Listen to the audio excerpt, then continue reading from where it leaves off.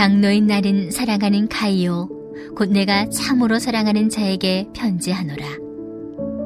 사랑하는 자여, 내 영혼이 잘됨같이 내가 범사에 잘되고 강건하기를 내가 간구하노라.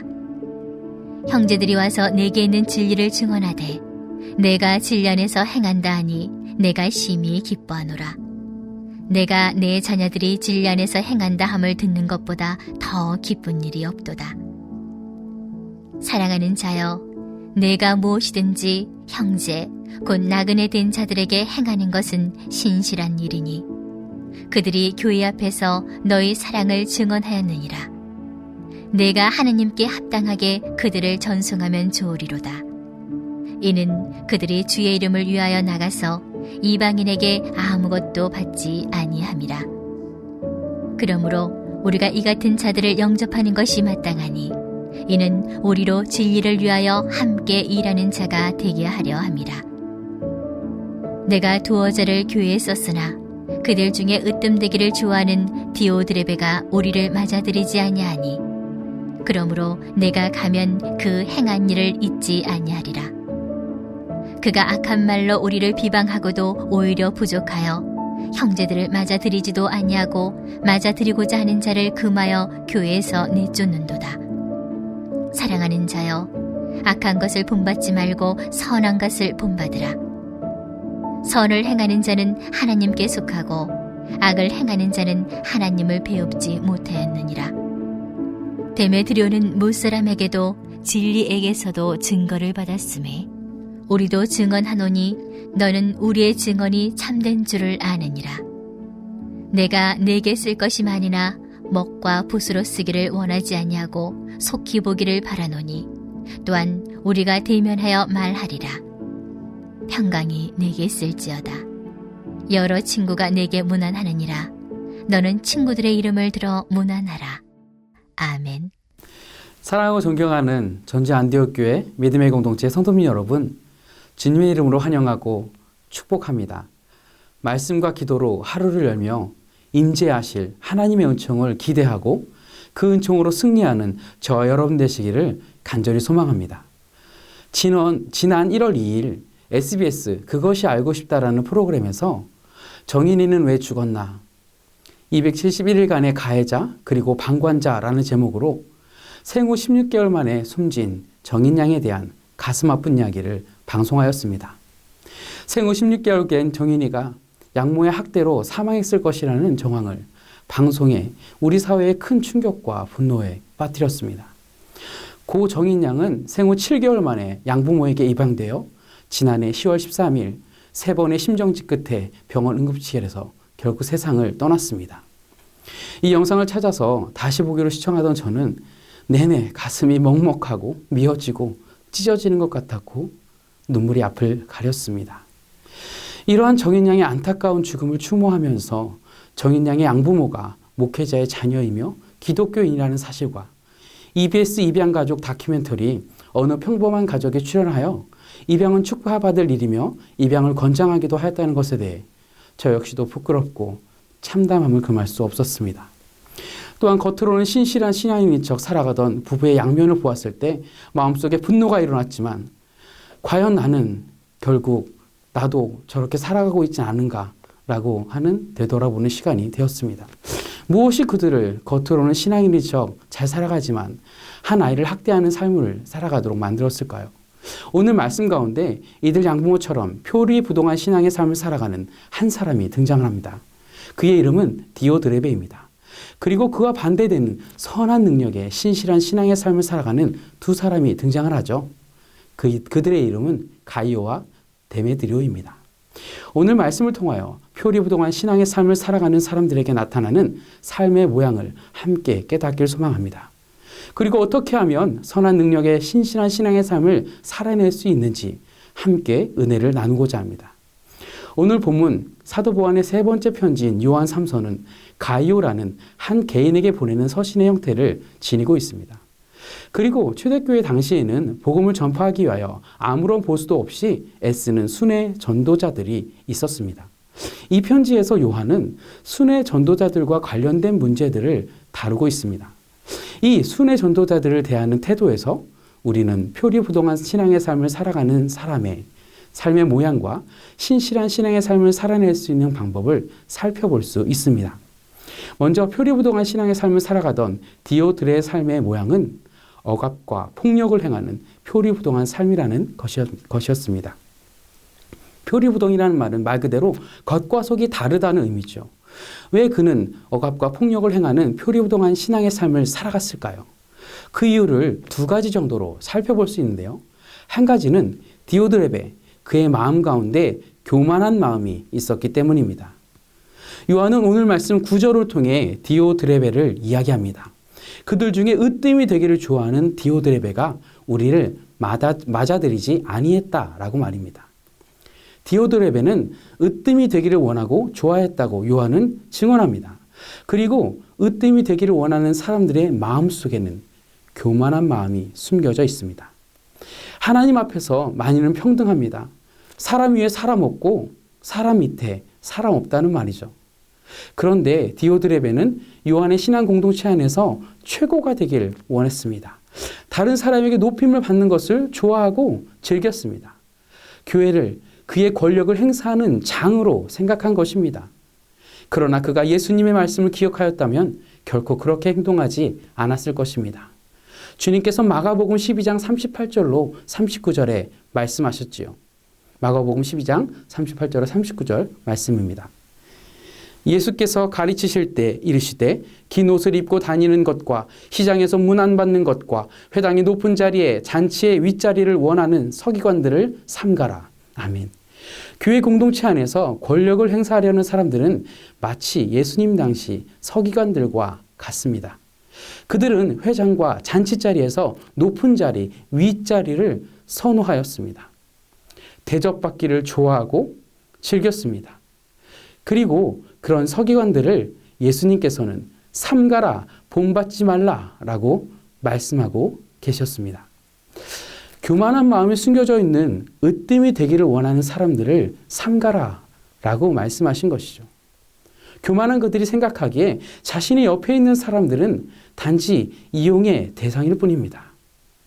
자신들이 앞길을 방해하는 모든 사람들을 적으로 돌리고 억압과 폭력으로 굴복시킵니다. 그렇게 순회 전도자들은 디오드레베에게 억압과 폭력의 대상이 되었습니다. 양부모에게 정인이가 내 아이라는 교만이 있었기 때문에 안타깝고 가슴 아픈 일이 벌어졌습니다. 하나님께서 분명히 자식은 여호와의 기업이요 태의 열매는 그의 상급이라 말씀하셨습니다. 그런데 그들은 정인이를 우리가 입양했기 때문에 우리 것이라고 생각을 하고 아이가 마음에 들지 않는 행동을 할 때마다 분노를 참지 못하고 학대를 자행하는 일에 자신의 몸을 맡겨버린 것입니다. 사랑하는 여러분, 우리는 스스로 나를 점검하며 교만은 패망의 선봉이요 거만한 마음은 넘어짐의 앞잡이니라 잠언 16장 18절의 말씀을 기억하며 신앙의 삶을 살아내야 할 줄로 믿습니다. 혼인잔치에 청함을 받았을 때 높은 자리에 앉는 서기관들을 삼가고 겸손히 행함으로 끝자리에 앉으라는 지혜로운 주님의 말씀을 기억하는 저와 여러분 되시길 소망합니다. 디오드레베가 억압과 폭력에 표리부동한 삶을 살아갔던 두 번째 이유는 자신의 표리부동한 삶이 죄가 드러나지 않을 것이라는 잘못된 생각이 있었기 때문입니다. 순회 전도자들을 만났을 때 그의 마음에 가득 찼었던 것은 기득권을 상실하는 것에 대한 걱정이었습니다. 진리의 말씀으로 인도함을 받은 성도들이 자신을 높이는 것이 아니라 그들을 높이게 될 것을 두려워했던 것입니다. 그래서 그가 취한 행동은 순회 전도자들을 배척하는 일이었으며 더욱이 자신과 함께하지 않는 사람들을 배제하고 출교시켰습니다. 요한 3서 1장 10절에 이렇게 말씀합니다. 그러므로 내가 가면 그 행한 일을 잊지 아니하리라.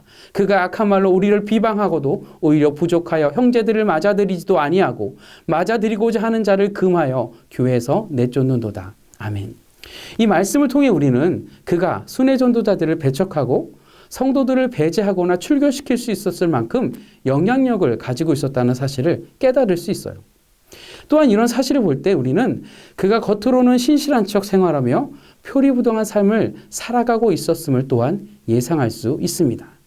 그리고 요한은 이 증언을 자신의 동역자였던 순회 전도자들에게서 전해 들었을 것입니다. 겉과 속이 다른 표리부동한 삶은 드러나게 되어 있습니다.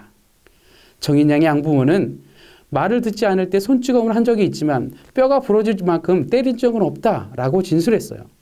그러나 실제로 숨진 정인양은 소장과 대장, 췌장 등 장기들이 손상됐고 사망 원인도 외력에 의한 복부 손상에 의한 것이라고 국립과학수사연구원에서 조사되었습니다.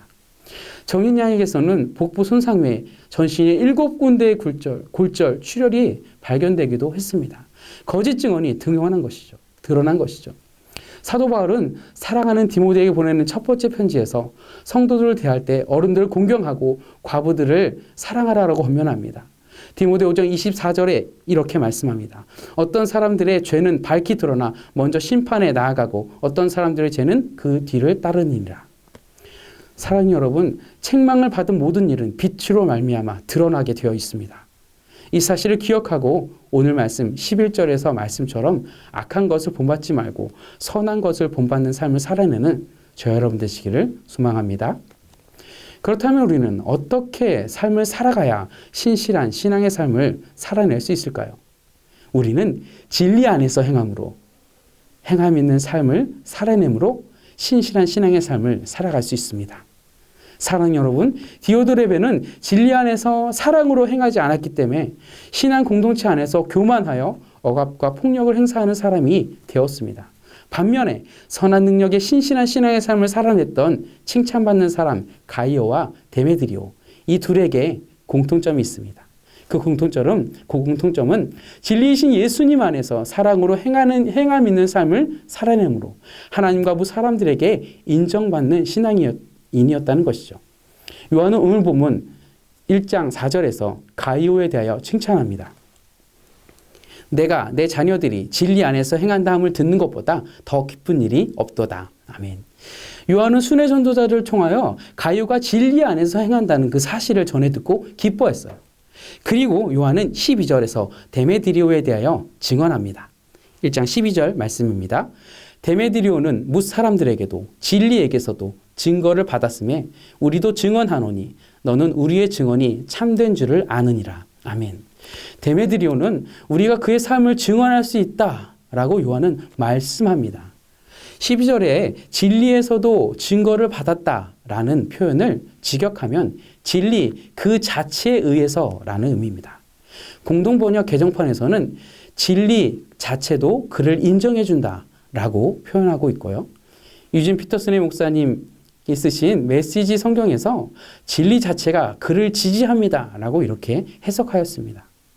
진리는 예수 그리스도를 의미하죠. 예수님께서 요한복음 4장 6절에 말씀하셨습니다. 십자가의 길을 가시려는 예수님을 보며 근심과 걱정 가운데 있던 제자들을 향해 말씀하셨던 것이죠. 나는 길이요 생명이요. 나는 길이요 진리요 생명이라 라고 말입니다. 내 안에 거하면 진리 안에 거하면 영원한 생명이 있으니 두려워하지 말라 라고 말입니다.